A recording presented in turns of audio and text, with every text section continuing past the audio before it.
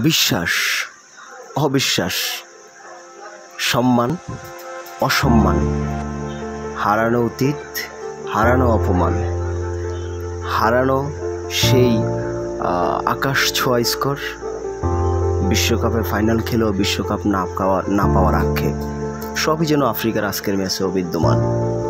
Africa আজ ইংল্যান্ডের সাথে ব্যাট করতে নেমে প্রথম বলেই 4, আবার সেকেন্ড বলে আউট, আবার ঘুরে দাঁড়ানো।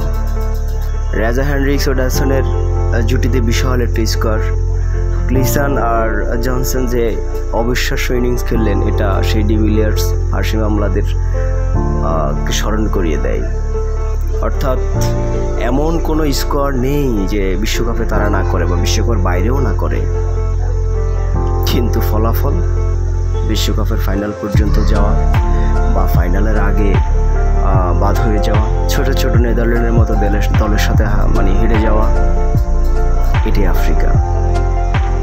400 রান 13টি ছক্কার সাহায্যে করেছে। হয়তো আজকে জিতবে, হয়তো সেমিফাইনালে যাবে, ফলাফল সেমিফাইনালে হারবে, না হয় ফাইনালে হারবে। ওই যে বললাম, হারানো অতীত, হারানো সম্মান, এই কাজ আফ্রিকার পক্ষে সম্ভব। 400 রান করবে, আবার হারবে।